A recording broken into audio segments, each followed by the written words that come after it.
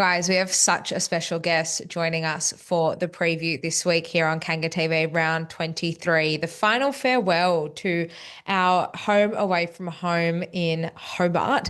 I am joined by Tasmanian local. I thought it was fitting. We've got Tassie's finest, one of the North Melbourne faithful's favourite voices, Bailey from the Shinboners Pod. Welcome to Kanga TV, your debut on the channel. It is, yeah. Thanks, Marnie. Really glad that you asked me on. Happy to be here and looking forward to chatting all things North and all things Tassie, of course. It's definitely going to be the first of many, that's for sure. Before we jump into chatting about the game coming up on the weekend and our memories of Tassie, for those who have never listened to the Shinboners Pod before, tell the good people watching what it's all about. Yeah, so basically it's a pod that I started January last year with my old man, father-son podcast. We review the games, do the previews, and have all our usual segments like the watch list, sort of have a look at who might be underperforming, talk about all the goings on at the club, and then we also cover the women's as well.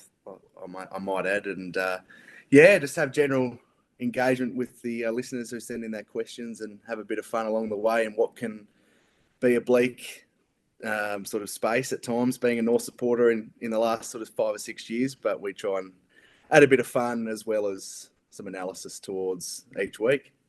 I love that because I know for me, and I speak about my dad a lot on the channel and people I meet for a weekly basis. My dad's the person who got me into North Melbourne. We go to the footy together every single week, my brother as well. And it's, in recent years extended to my mum and my brother's partner as well. But it's the conversations that I have mainly with my dad and the memories that he and I share going to the footy every single game together for the last 2 decades that make it so special for me. So to have that insight in that relationship with you and your dad through the podcast, I think is such a special and really unique thing. And so many of the North Melbourne faithful, myself included, just love listening to the two of you go back and forth. It's just such a beautiful, natural thing. So for those who haven't listened, definitely jump over and have a listen to the Shinboners Pod. But after this, of course, we've got important things to Yeah, discuss right here, right absolutely. now. It's fair to say this is probably one of the biggest games of the season for North. We win against Richmond on Sunday. We go 5.5 wins for the season with a game in hand, albeit against Adelaide back in Melbourne. It will be, if we win, our most successful season since 2019, which is absolutely outrageous to think about it. And I think we've ridden some very high highs and very low lows in the space of this season. But if we were sitting at the end of it, 5.5 wins, our best return for 6 years, I'd probably be pretty happy with that overall. While it's not exactly what I had imagined for us in 2025, it's definitely would leave me feeling comfortable, I'd say. Yeah, it's an interesting one. It's almost like our mini grand final this week, isn't it? Like a side that we just got over the line against at the MCG. Unfortunately, they're at the start of their rebuild, where it's taking a bit longer for us, but it's also worth noting they've still got plenty of premiership stars, particularly in defence. But I think you're right. Like the 5.5, just the optics around that 5.5 wins sits a lot better compared to the 3 last year than what 4.5 will. So it also validates some of the improvement that we might be seeing in the stats or on field. But at the end of the day, we know it's a win-loss game, and 5.5 definitely will sit better with a lot of fans, even though, like you mentioned, pre-season we might have been thinking sort of 8 to 10. But it's really a massive week this week against the Tigers. I'm not sure many people give us a chance against the Crows. Rightly so, probably they're flying. But this is it's a huge game, and a win here sets us on the right path into pre-season. Has us all feeling a little bit better. I reflect last year where we got flogged by the Dogs, and then the massacre in Launceston, which we were at against the Hawks, and it just sort of left a really sour taste in the mouth for the pre-season. So I'm hoping, obviously, for myself and you and all the supporters, but also the boys as well, just to get that winning taste before they go off and look to next year. I think so. I think we obviously won in Tassie in the last round in 2023. infamously, might I add. It was the Harley Reid game, and unfortunately, we got the win. I remember just being on cloud nine after we won that game for about 2 weeks. It was the first game since round two that year we had won, and I felt like it kind of gave us a good feeling heading into 2024. Whereas you flip to the end of last season, and as you mentioned, we lost those two massive games at the end of last year. It was over a combined total of over 200 points. We lost those two games by, and you just kind of left feeling a little bit flat. And I think the fatigue had really sunk in. So I'm really hoping that we can get the win this week. I know we do have, as you mentioned, what seems to be on paper an impossible fixture for round 24 against the Crows. So here's hoping that we can finish off on a win, bid farewell to Tassie, which has been a really great home for us over the last 14 years. Some of those years better than others, and it was a fortress when we first started playing down there. And we have had a few wins over the past few seasons there, but it definitely isn't what it was to us in those early days. What's it been like for you? Did you grow up a North supporter, and then when it was announced that from 2012 would be playing home games there. What was it like for you when we initially started playing home games in Tassie? Yeah, so just to answer your first question, I was a North supporter. Basically, it was a birthright. It passed on to me. So yeah, similar to I'm sure your story, going following on the family tradition of going for North, and we'd try and get over as much as we could to Melbourne to see some games. But then when they announced the Tassie deal, it was great for us. Also good for the club as well to find somewhere to have a few other home games to bring some finance in. But yeah, it was really exciting, and also to see North, but just the conversations in the car on the way down, like myself, my dad, my nan, and my sister, we'd all travel down, and it's 2.5 hours each way. I don't know if people were across the Tassie geography, but so it's a nice little bonding time, and especially those early days you mentioned, like just the ecstasy on the way home when you've seen a good win, and you're building out the song on the way home. It was made for some really good times. But yeah, it's been fantastic to watch the footy down there and see some really classic games and classic moments. Which games stand out in the mind to you? I've got a few that I was sort of thinking about earlier today. I've actually been to a game in Tassie. So I went in 2022. We played Adelaide, funnily enough. It was Jackson Archer's debut game. Went down there, played the Crows. We lost by about 7 goals, I think it was. It was fairly uneventful afternoon, but the ground is just absolutely magnificent and the air is fresh, but there's something really refreshing about it. It's almost not too chilling. It's a really comfortable, nice oval to watch us play. In the early days, it was a fortress. We could barely lose down there. We pulled some rabbits out of hats as well. I'll never forget also against the Crows in 2017, we were down the bottom of the ladder. They were up the top, and we opened up with a 10-goal to nil first quarter. Jared Waite with 7 goals. I think everyone remembers that game. There was Boomer, he kicked six against the D's early in 2016, and the wind was just blowing like wildly that afternoon as well. Friday night under lights against the Tigers, we smashed them. Sean Atley had a goal of the year nomination on the back of that. Oh So yeah, there was a few special games in the mix at Tassie. Those are just a few off the top of my head that I can think of. What about for yourself? yeah. The first one that's sprung to mind was probably, I think it was 2015 from memory. We're playing West Coast down there, and it was the classic sort of 6-goal breeze, and I think we were 9 points up at three-quarter time, not given much of a chance, but just the grit and fight we showed. We ended up beating them, and it was one of the most proud performances I've seen, because the odds were against us. Changed the game style, went handball heavy. I think that was the game where Goldie kicked it towards the end with no grandstand, and it sort of floated back and nearly went over the top of him. But yeah, that was probably one of my favourite memories, that game. And that was also the game where Boomer, if anyone remembers, sort of faked the 50 to Matt Prittis, pretended like he hit the ball out of his hand. But yeah, so there was that one, the D's game you mentioned as well. Like, that was just all round good footy. I think it was 136 to 131. Gawn kicked 6, Goldie kicked 5, and then Boomer as well. So yeah, and then Nick Larkey's 9 I mean, a lot of supporters reflect on it differently now, but to be there in person, and I was only saying the other day that unfortunately I've sat through Buddy kicking 13 here, and then when I came over to Melbourne a couple of weeks ago, Jezza kicking 11. But to see Sylv kick 9 was pretty special. It was the biggest bag I've seen a North player kick live. So, yeah, as much as it was built up as the Harley Reid Cup, it was good to see the boys win and someone like an Eddie Forward get his first win, but B, to see a big bag from a key forward, which we all love to see. Well, hopefully that's Jack Darling this weekend. He almost single-handedly won us the game against Brisbane down in Tassie earlier this year. Before we talk about that game, I want to talk about a few months prior. The news that we were pulling out of Tassie, there were sort of murmurs and whispers that it might be happening as season 2024 came to a close. And then when the discussion around the WA fortnight sort of started to come to light, probably around late October last year, I felt like it moved really, really quickly. And there was a lot of uncertainty around Tassie and the future of North Melbourne in Tasmania on the back of those initial reports that would be selling games to WA.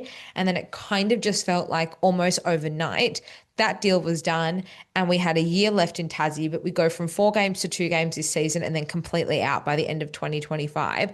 As a member down on the ground in Tassie, did you have any other news or any other communication about that over those few months? And then if not, or if so, how did you sort of take the news when it was once confirmed? Yeah, so there was lots of murmurings, as some outlets were reporting that North were locked in, and then there was some that there was no contract that had been signed yet. But eventually, they got to the 2 games. The club, I'm not sure what the legalities are behind it, but they were a bit slow to sort of get out to us members who we pay a 4-game membership, and then there's only 2. So, but that all got fixed up in the end, so I won't hang on that for too long. But as for the deal itself, like obviously, it's been great and very convenient for us to be able to sort of drive and get to a few extra games. But I think the deal to go to WA is a good one. Getting this roughly the same money, just doing the one Perth trip, and then of course for the Melbourne members who get to see the extra 2 home games, I'm stoked for them as well, to get some more footy for them to consume and hopefully better performances as well. But the WA thing is awesome. Like I'll probably look at going during the deal to get away for a 10-day stretch and watch some footy over there. Seems to have been. I mean, we won at Bunbury. It looked like a great experience down there as well. A bit of local footy vibes. So yeah, I don't mind it. And then who knows where we'll see that deal go. But while we're at the bottom anyway, yeah, may as well cash in. WA is a fortress for us anyway. I was going to say, it's so interesting, right? Tassie, and I was having a discussion about this with someone last night. Tassie was once a fortress for us, but the wins just haven't been there. And it doesn't seem like on field the return on investment has really been there for us over the past sort of few seasons as we've kind of dropped down the bottom of the ladder. But then over in WA, we seem to kind of have a bit of a 50% strike rate over there at the moment if we're playing 2 games there a year. So I don't think that's necessarily the worst thing in the world for now. It is, as you mentioned, also really nice to have a couple games back in Melbourne. We have only won 1 game at Marvel Stadium this year. We've won a couple at the MCG. So here's hoping that, we can somehow reattract fans who maybe have lost their way a little bit and then maybe also bring on some new fans as well. Speaking of new fans, Tassie will come into the competition potentially in the next few years. I think there's still a lot of question marks around that. If that does eventuate and if they do actually come in and they take advantage of the license, would you obviously wouldn't stray from North, but how much of an investment do you think you would have in that Tassie team? It's an interesting one. Yeah, just to clarify, definitely a Shinboner for life. Wouldn't even Yes, think no, twice about we're not definitely don't want to lose you, and I'm not definitely not suggesting that. We need as many supporters as we can for sure, especially ones as passionate as you. Don't worry. Yeah. No, it'd be interesting. Like wouldn't go as far as say it'd be a second team or anything like that, but I think there'll be definitely be an invested interest in how they go. And as a proud Tasmanian, like you'd hope to see them go well.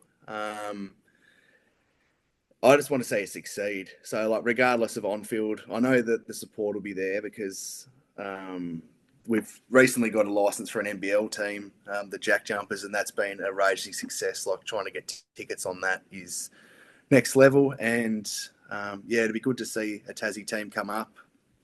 Excuse me, I've got a young son, and just for extra pathways for him, if that was the career he wanted to pursue or sort of stuff like that. So it'd be great for the state.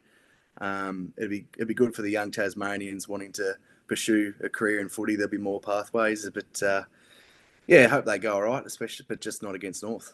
No, not against North, and not while we are still technically home side in Tassie. We will be for one more game this weekend against Richmond. Mentioned just before, we've played at Ninja Stadium earlier this year. The draw with Brisbane kind of came from nowhere. Brisbane kind of looked like they were threatening to run away with it for majority of the first half. We were able to claw our way back into the game, and then that last quarter, I think, had it gone for another 5 minutes, we probably would have won the game. We mentioned at the top that this is really our mini grand final, and this is such an important game for North. How are you feeling going into it? Richmond have been playing some really good, really exciting footy, but then on the flip side, they are able to be blown out of the water quite easily. I know they're sitting 16th on the ladder, but our percentage is about 8 to 10% stronger than theirs. I think our ability to keep and stick with sides, maybe not as much in the past sort of 6 weeks, but before then, our ability to stick with sides and to really be competitive up until the final siren has been a strength of ours this season as opposed to previous years. So how do you think those sorts of things might work in our favour? Yeah, it's going to be a big test. I think, the midfield, we really should have ascendancy. I'd be feeling a lot more confident if our injury list wasn't as long as it was, but you can only go with what you dealt, and it'd be a big test on how much progress we've made. Like the last few weeks, we've played some strong sides in the Giants and the Swans. The Saints game, well, that was frustrating, like pull your hair out sort of stuff. But this will be the test, like Richmond.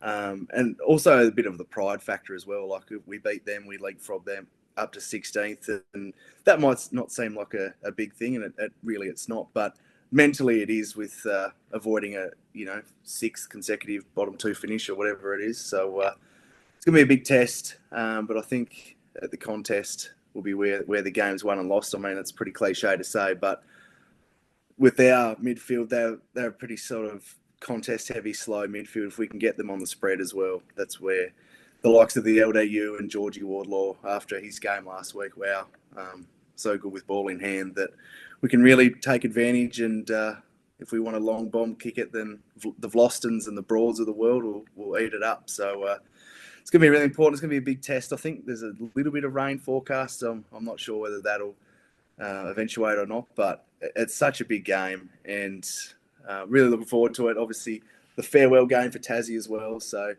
it'd be nice to sort of tie a knot on that one with a win after what's been like you mentioned, a pretty happy hunting ground overall, minus the last sort of 4 or 5 years. But yeah, it's a huge game, and he's hoping that we can put in a good performance and walk away with the 4 points. And they're a side like us that can, fall asleep for 10 minutes and you can do some damage. I mean, that first quarter at the G earlier this year, we really put them to the sword, and ultimately that won us the game because it was quite an even contest after that. So, yeah, it's going to be important to win those sort of moments. I think so as well. And I think for us, it's to not allow ourselves to get overwhelmed as well. I think that Richmond game earlier this year at the G, it was the first game this season where we had won the first quarter. We'd lost every first quarter up until that point. So for us actually get out to what was, I think, a 5-goal lead at quarter time, and then sort of just slowly watch it evaporate and sort of fighting tooth and nail by the end. And it was a Toby Pink goal, game-saving mark at the end of it. So it would be really nice to try and play. I don't know if we'll be able to see 4 quarters of consistent football, but 2.5, 3 solid quarters over the course of the game, not just a slow start or a complete drop off. It would be really nice for us just to sort of play a really nice, well-rounded game if possible, and rise to the challenge, I think, is the other thing I'd like to see. I think too many times this season we've had opportunities in front of us and we just have not been able to step up, absorb the pressure, and actually just own it. So that's probably something I'd like to see. We know PC will be back. Jai potentially will be back as well. And I think from a leadership perspective and from a take the moment with both hands, having Jai back in the side. I know a lot of people have been really divided on him, especially sort of in the last 6 to 8 weeks in particular. But the start of Jai's season I thought was excellent, and he's just sort of faded as the years gone on. What do you think his potential inclusion could do for this side in terms of a morale booster and just in terms of a spirit and a leadership perspective? Yeah, it's interesting. I'm a bit flabbergasted, to be honest, with some of the extremes that I've seen supporters take on Jai. Like, um, from what my reports are, he's played through a lot of the season hurt. He's a warrior of this football club. Yes, you can question his ball use. You can never question his commitment. And I think he'll be a huge inclusion if he is right to play, along with PC, such a weapon up forward. But with Jai in, really to galvanise the group and to try and win for him. He's led the football club through a really difficult time after taking over from Jack with Elmac, and then we saw how much of a weight it's lifted off Elmac this year. He's played some great footy, so I always like to sort of keep that in the back of my mind when we're talking about people leading the club through what must be really frustrating for them as well, to be down the bottom and to not have the improvement come as quick as possible. But yeah, so I always try and factor that in. But yeah, I think he'll be a good in. I was liking his work off the wing for a while there before he went out with an injury. Gives him a bit more time and space to make better decisions, and he'll be a big in. PC will be a big in. Hopefully they keep Geordie Payne in as a Tasmanian. Good to see him get his opportunity last week on a really good opponent in Harry Himmelberg, and I thought he competed well. So yeah. No, I definitely agree with you. I definitely think there is still room for improvement in this side. I think we're all kind of in agreement of that, but trying to get that mix right, I think is going to be really key on the weekend. I think the disruptions we've had to the key personnel in the side over the past 6 to 8 weeks has probably unsettled the harmony and the chemistry that we probably had between Carlton games. It's obviously no surprise we've pretty much dropped off since then, but I can see how it's sort of come unstuck. I'm sure some of it's mental, and I'm sure some of it would have to do with the pieces of the puzzle that have been not necessarily missing the whole time, but there've been plenty of disruptions. I just hope that we can put in a fight and we can show a little bit of creativity and rise to the occasion and claim the 4 points. I know that we're both North Nuffies, and I know that we both always think that North are a chance to win. And I legitimately do think we do go into this one and win it. How do you see it playing out? Yeah, I'm much of the same. Like, barring any sort of 10-minute collapse, which we've seen in the past, but we shouldn't be doing that against a side like Richmond, who are young and inexperienced like us. So I think we've got the superior talent, as I mentioned, and he just perfectly put, like, not having Larkey on the whiteboard at full forward. We've got to be more creative with ball in hand, and I see a fellow Launceston boy in Colby McKercher, being the architect there from halfback. So yeah, I'm in agreement. So I think we need to go in thinking we can win, and we should be winning on Sunday. Absolutely, Bailey. Thank you so, so much for joining me. Hopefully, you and I are chatting after the game and celebrating a win. For anyone who wants to preview this game with you or debrief it with you, where can everyone find the Shinboner Pod? Yeah, so across all sort of podcast platforms, Spotify, Apple Music, Apple Podcasts, and then we're also on YouTube as well. So yeah, come and give us a subscribe, and if you're not subscribed to Kanga TV, make sure you are, and support Marnie with the great work she's doing.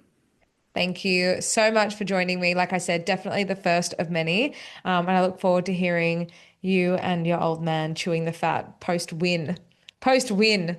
Yeah, fingers crossed. We haven't had too many winning pods, unfortunately, but hopefully there is, and if not, I'm sure there's plenty coming for the AFLW. Absolutely. At least there's something we can look forward to. Thank you so, so much. Thanks for having me.